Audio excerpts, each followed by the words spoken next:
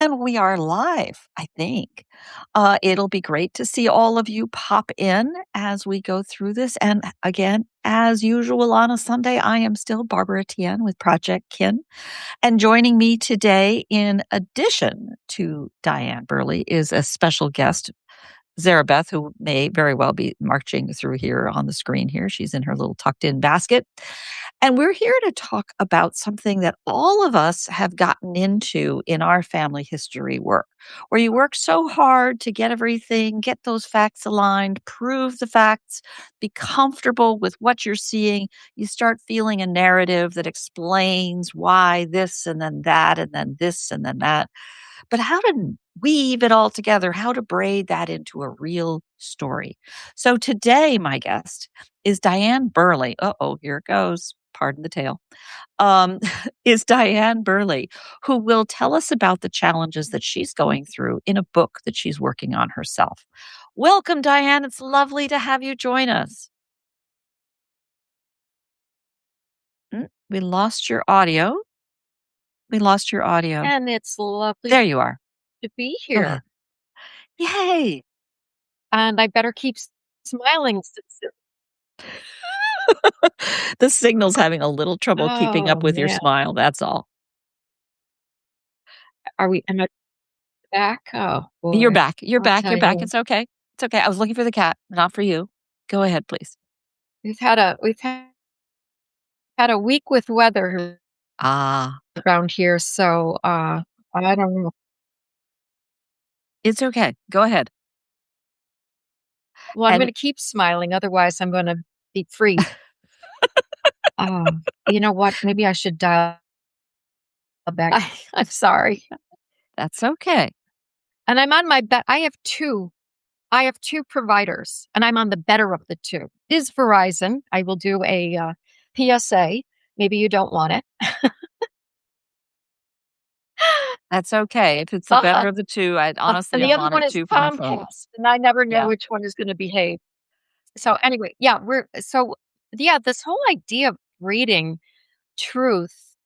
Um, I've got this project on Leonora, and we all have these relatives that, as we start to dig in, there isn't a whole lot about them out there. And that's not fair, because the people who've monopolized the history books are the people writing down the history, right? And they tended Yeah. to be wealthy.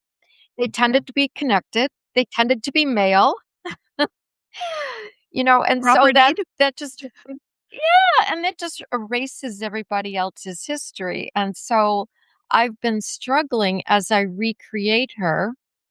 Some of my favorite nonfiction writers, Eric Larson is one, and he's meticulous about not using narrations unless he can footnote it. Uh-huh. So he read it in the man's diary, and by Uh-huh. picking up the man's diary, he's created a dialogue. I don't have that. I don't have that. Most of us No, don't have that luxury, yeah. right? Who So knew if this we're was going to be important? Yeah, and if we're going to go anything beyond a tombstone, which we know is factual, well, except for I've got tombstones in the family where the numbers are wrong, so you figure that one out. Unless he was like 102 when he had a child, which I don't think so. Um, we have to have a little bit of latitude to to figure out what we can say that's truthful, factual, and yet still engaging. Otherwise, you're giving people, a record, and that's not very exciting to read. So, fortunately, there's a theory out there. I didn't have to invent it. It's called critical fabulations, and it gives us permission to go beyond the archive that is findable. And I'll give an example. Like, can I say she was in a blue dress? Yeah, I can say she was in a blue dress because it's not material to the story I'm telling. I'm just adding a little bit of color, pardon the pun. Now, if it was a color that wasn't available because it Mm. wasn't findable in an indigo, so sometimes I do a little bit more research research to find out, is this blue even a possible color? And if it's not a historically verifiable fact, then I don't use it. Yeah. But if I she's mean, got hair that's, virtually feral and she's always got it pinned up, we know that there's a process in place to pin her hair. And if you want to have at it in saying, and look up the types of pins that were available in the 1880s and say, she had enough pins in her hair to be pulled up by a magnet if, one was right. sailing And if overhead. you did that, then therefore your hands are probably always fussing with it. Yeah, exactly. And there might be a loose something coming down after she, Right. is working in the field or whatever she was doing. So you can have some fun with stuff. So there's a spectrum Uh-oh. of Go ahead. from out of your arse. And I'm like somewhere in the middle here. I also like to exactly. So, like yesterday, I did a thing on au pairs, and I knew Yeah. that Leonora boarded round. Boarding round is something that it's happened to my aunt in the 1940s, but it's been happening for years before that. We pay people so little that their lodging is covered by living with families, and they're contractually bound as to where they go. I don't know if she had good families or bad families, but Mhm. I had no pair. And she had friends who were au pairs who lived in bad family houses. So if I recount that, then I can ask a question, what kind of house did Leonora live in? And I haven't stated she lived in a good one or she lived in a bad one, but I've got, there's that range. So anyway, I've been having a lot of fun researching around to figure out what I can say. Hello there. There she goes, waving her tail like a plume. As you're describing this process of critical confabulation, did you say? Critical fabulations, yeah. Fabulations. I'm reminded how I discovered as a product manager, as you know, in technology, the role of product manager was something that was fairly new in the 80s when I started. And uh, all men, and generally they were men who started with engineering degrees and became product managers, sometimes just because it paid better, or they didn't like their engineering boss or something like that. Engineers hated them because they were like, you're doing that because you can't do this. Well, my secret weapon, I was neither an engineer and distinctly not male. What I discovered was my secret is I reverted to when I would play dolls. And I would use the experience of making stuff up to make up the experience of the user, starting from that out of box experience. The minute they open the box, how do they feel about it? What did they expect to find? Oh, we need a little piece of paper right there that tells them what to expect and what they're going to need before they get started. I know that we do this all the time today. We see this all the time today, but honest to God, that was new back then. And it was in realizing the power of making it up and doing so in a really careful way.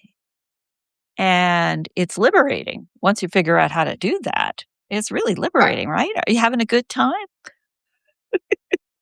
Exactly. Exactly. And this woman from Colombia, she writes a lot about slavery.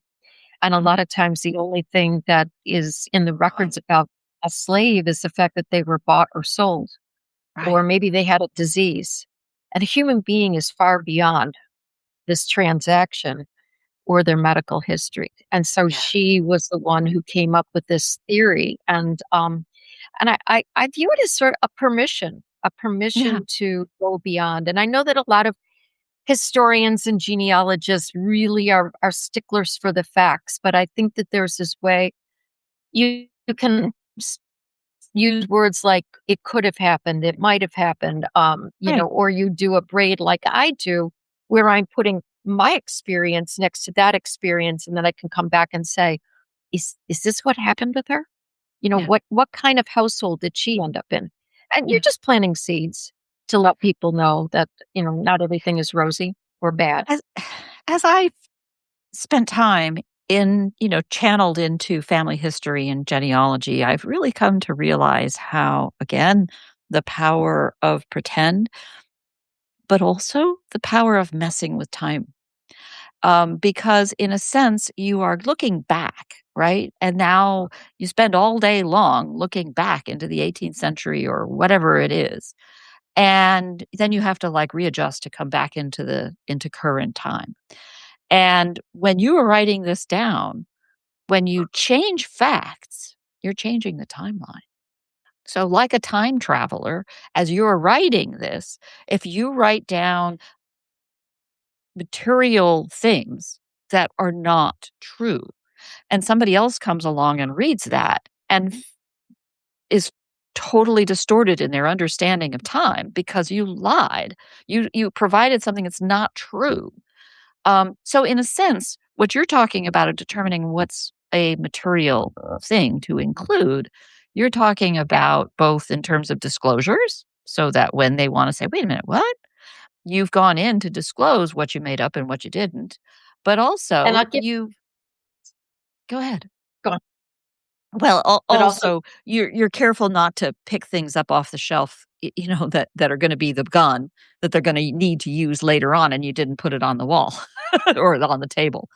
That's a Chekhov's gun attempted it's funny. reference. So I'm going to give you an example. We Perhapsing, were thank you. we Marion went just to Ireland. offered that in there as perhapsing. Yes, I like. That's exactly we just went to Ireland. I had already written the beginning chapters of the book, and I had this little 3-year-old girl looking out into the vastness of the water, and she's thinking, "We're gonna live on this for the next 3 weeks, 4 weeks," whatever length of time it was. Well, I got to the harbor, and I'm looking out at the harbor, and I realized there's an island, like, right there. So that whole idea would have been and anybody that's ever been to Ireland would have known that I was pulling that one right out of my arse, you know, Yeah, and that yeah, I'd never been to Ireland. And I mean, it was just that type of thing that I went, "Oh my gosh, if I hadn't been there to look at it, um, you know, they would have known, they wouldn't have believed that was the opening chapter. They wouldn't have believed right. anything else."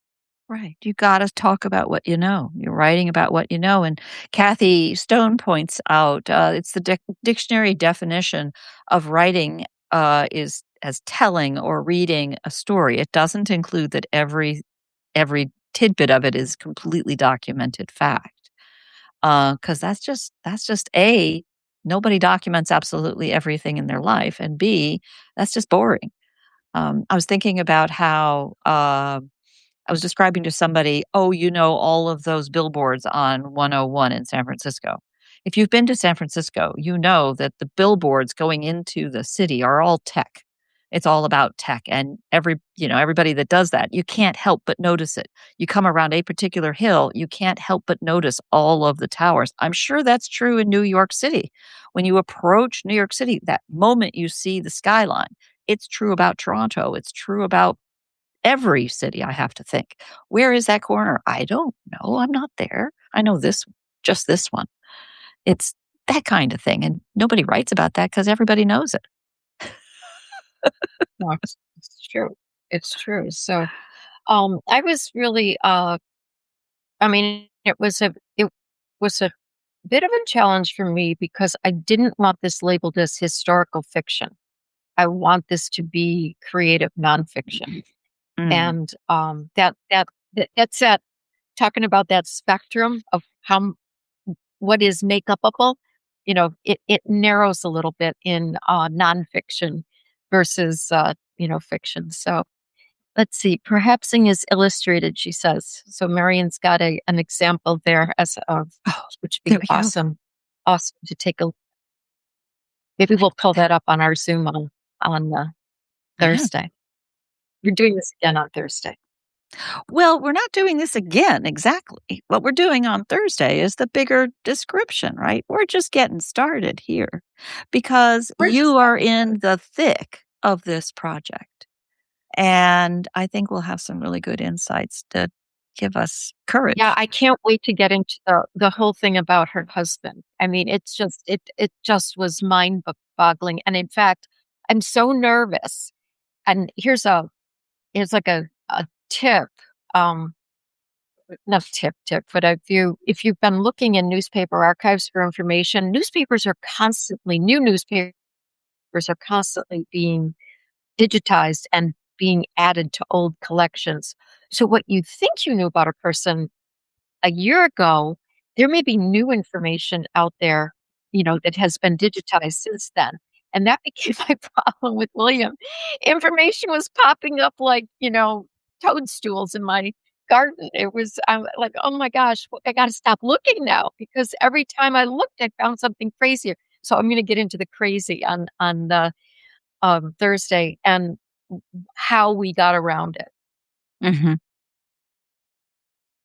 I'm looking at what Lisa wrote. I think this approach works best for older people who have a wealth of personal experience and experience in the world to be able to fill in gaps, make inferences, and pull this off. I think a very young writer with less to draw upon would find it challenging. I do agree with that. And I think we have the benefit of perspective. We tend to see things more in black and white when we're younger. And then over time, you go, oh, there's just so many shades of gray. And you know what the things are that everybody knows and can just describe them because nobody bothered to write them down because everybody knows. Wheels go round and round. Exactly. Well, yeah, but, do you know how bumpy it is to ride in a covered wagon or ride in a how does one get from one part of New York to the other part of New York in the 19th century, before you're doing it in a motorized vehicle or, are there trains, and what the experience is. And steamships. And I found steamship schedules. I mean, it's like, "Oh my gosh, that's fun." Did they wear a bustle when they got on the steamship? Or would you wear a skirt that didn't have a bustle? I mean, it's just like Did all one sorts of sit silly with a corset things. and a bustle in a train? How does that even work? I don't know how you sit. I don't know how you sit. I have a They friend ha who, recreated Leonora's costume, and she was driving from one location to the next, and she said she got in a traffic jam, and she said by the time she got there, she couldn't even breathe. She goes flying in there. She's like, "You have to get this corset off me. I'm gonna choke to death." yeah, But that's yeah. but that's another little piece of inference or experience that I now can add in, you know, did she feel like she was choking after a long, stagecoach ride, I bouncing have up to and down? wonder if I've been dousing myself in all of these, documentaries of, Revolutionary War, blah, blah, blah, documentaries and whatnot, and a lot of them have these costumed recreations of battles or sessions or meetings or whatever, and how do actors prepare for a role, a historical fiction or a historical role, right, in the costume dramas, and do writers trying to write about that same period spend is this all about cosplay? To be able to feel the experience of sitting on I was told once that those little chairs, those little dinky, like, Louis XIV chairs are because you had the big outfit, you can't sit. There's no Barca lounger. Oh, it makes sense. That makes sense. Yeah, There's a woman on Instagram. Instagram keeps adding layers and layers, and then the waistcoat and everything like that, and it's, then the fabrics, though, weren't polyester, so there was a little bit more breathing, Mm. associated with them. I don't think they were They I don't also know. probably weren't washed every day. Mhm. And apparently some cultures, English, did not bathe on a regular basis, And didn't much have the benefit of French much to the perfume. chagrin of other cultures that came like, the Vikings apparently bathed constantly. They bathed, like, 2 and 3 times a day. They were horrified when they got to England. You Romans can have it. English was so proper, you know? Wow. Yeah, and that's something that we have few words for the for smells, right? I mean, our language sort of stops at the eyes and doesn't know what to do with the nose. It is flowery, it is floral, but the difference between an orchid and a lavender are completely different smells, not to mention all the biological functions, or the streets of a urban core, which, if you've been to places, will be pungent with many things other than lavender and orchid, especially when it's Especially in the humid. summertime on those summer streets in the city. Holy cow. So, how do But yeah, you, in braiding together a story to those biological facts, to those ordinary lives, I mean, you could get lost in that stuff, and the whole story is gone. How do you control yourself? the way I do it is and Jill Swenson, I work with Jill Swenson, and Jill is always, I mean, her favorite line is, "Does it move the story forward?" So if you've got too much detail, you get stuck. You want just a little bit. So do a scene on Leonora on a boat, and I was on a boat crossing the Irish Sea, and I vomited the entire time, and it wasn't just me; the entire boat was just vomiting the entire time, and and everything was as you pitched. The furniture rolled one way and then it rolled back. I mean, you don't need a lot of that. You need 2 or 3 sentences to just say, "I remember when I was in that situation, the humidity, the smell, everyone around me vomiting, which forced me to you know what I mean? You just Yeah. get right Oh, yeah. into it, and It's then a trigger. I mean, and you can feel it, I'm sure. Oh, As I'm yeah. describing it, everybody's like, "Oh, thanks, Diane, for sharing this. I really appreciate it." But, you know, and you're describing her physical surroundings. I mean, could they stand upright in the area? Were they hunched over? There's 4 in a room. What's the size of the room? And we have these How dark facts. is it? You can look Yeah. so we know that, and put yourself in that same box with people all around you, you know, getting sick. And you So can immediately. yeah. So, in And a sense, one more yeah? thing too. There's one more thing too. The other thing is trust the intelligence of your reader. You don't always have to say everything explicitly. You can just, you know, put it out there and people can walk back going, "Okay, I got it. Enough. I don't need any more." Yeah.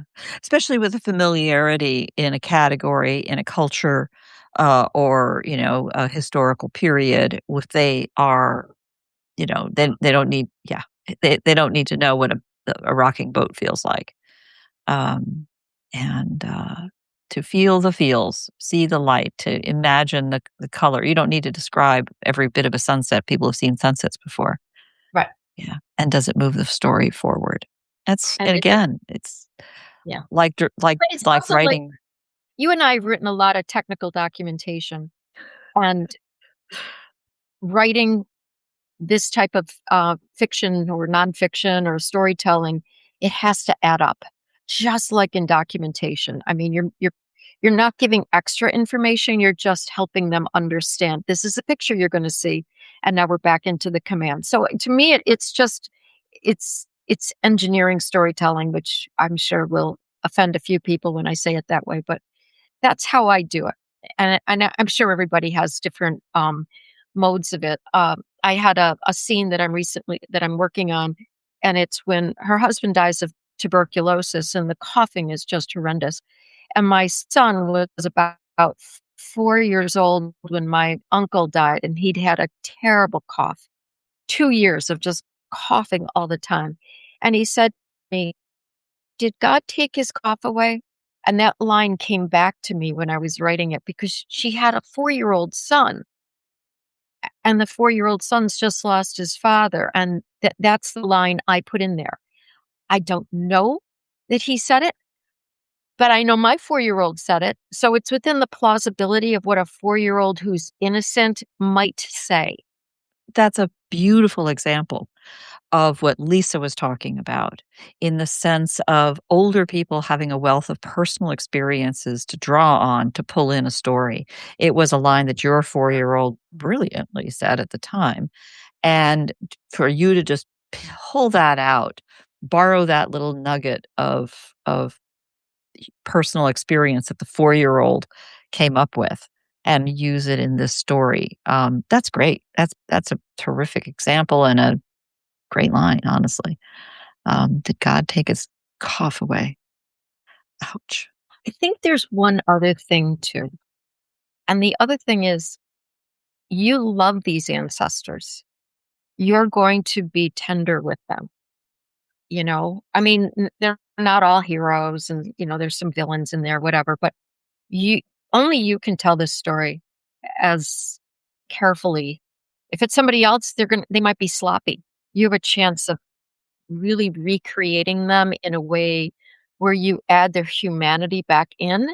Yeah. And I think that's what the real value of what we can do. And I think that's what's really inspiring me. As you said that, I wasn't sure where you were going with it because it actually where I was thinking of it is, I'm afraid, still coming from tech.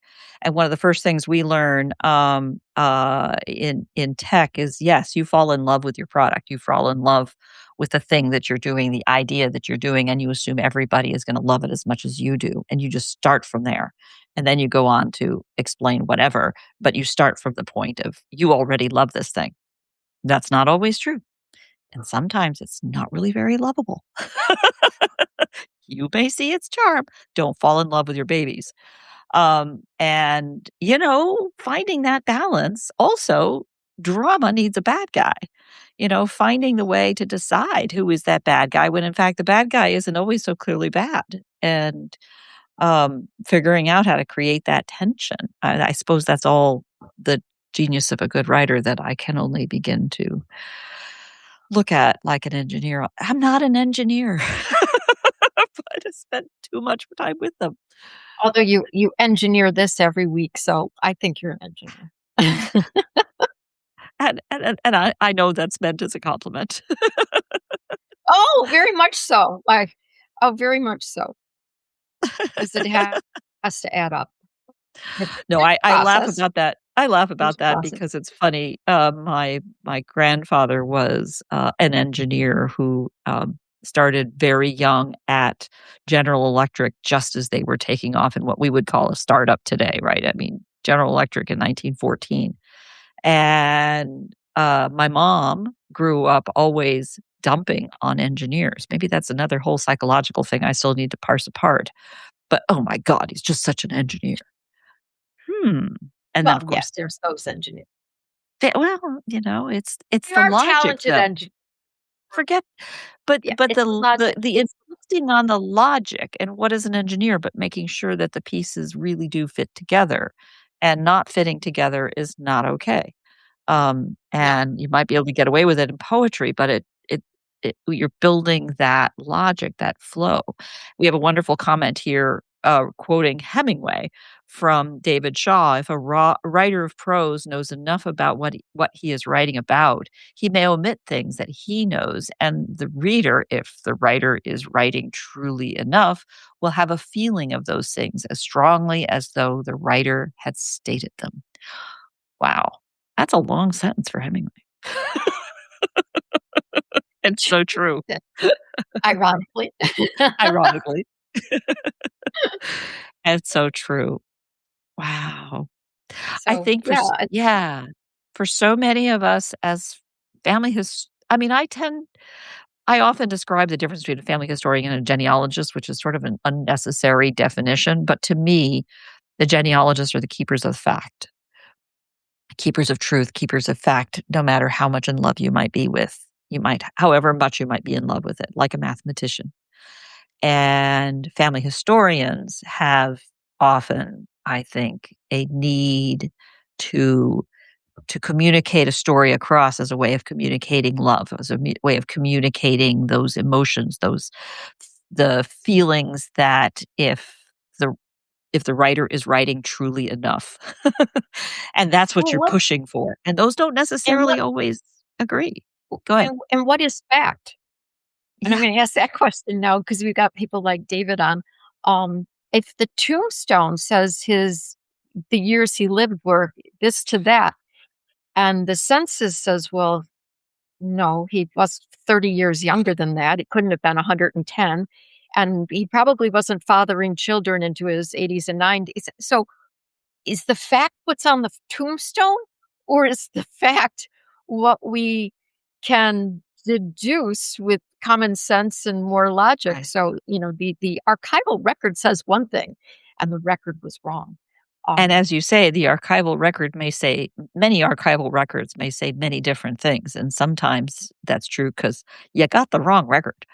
And sometimes they lied, and sometimes they didn't write it down right. Sometimes they made mistakes. So where is fact? We won't ever really know, you know? yeah. Um, my Yeah. diary doesn't know about me. Whoa. Well, and that's true about memoir too, right, Miriam? Isn't I think Miriam's on here. She is. That y- you in memoir, you're not giving every aspect of your life. You're choosing the pieces that make sense to the story you're telling. So, Right. careful Storytelling. omissions. It's Yeah, it always about works. storytelling. Yeah. I posted yesterday, and I will give it another nudge. Absolutely breathtakingly wonderful conversation with Ken Burns, and I'm just such a fan of that highly practiced, highly tuned sense of a storyteller, working directly with facts and then making the visual choices for how to communicate that in in a modern world with all of the fights that we have to deal with. Um, s Great storytelling and understanding how to weave those in and the media that you're working with. I think of, There's go ahead. there's a really good book that I happen to have it right here. It's called The Science of Story, which I love. Uh-huh, Uh, uh-huh, and it looks at things like using color, using scent, to really expand your narrative. The weave in the clothing, how the clothing was made, how bright a factory might be, how much lint was in the air. Again, you're painting a picture, and I think you said it. I mean, you're painting a picture, and that picture, or you're creating a film. I mean, either whatever metaphor makes sense. I think that that helps thinking along these different avenues. If she's receiving a gift, what was it wrapped in? How were right. gifts wrapped back then? It was a gossamer ribbon. Could she use the ribbon in her hair afterward? All things like that. So, music. Uh, Her husband was a band leader. So I looked up military marches and I listened to military marches. Can you imagine that in the background all the time, all day long? No, Oh, and I had 2 sons who played trumpet and trombone. So, I mean, I was, like, transported back to, middle school and when they practiced and these notes going on in the background. I had a flautist housemate for a while. That's nothing compared to drums and, horns and yeah, military marches. And if it's not you, then it's your neighbor, right? I mean, it's that sense of what is that environment all the way around you like? And then where are the slices that you pull out and in what media? Now, you do a lot of voiceovers in your posts. Have you thought about this book? I mean, you're writing it in prose for a print edition. So Have you funny you thought said about that. meeting? Huh? Yeah, and in fact, I'm listening to a book right now, which, it's the Unselected Journals of Emma M. Lyon, and it is narrated by a Harry Potter author, and I'm forgetting her name at the moment. I think she played Penny. Um, and she's phenomenal, phenomenal. So when I am creating narrations, I'm thinking her father is going to be rigid and authoritarian.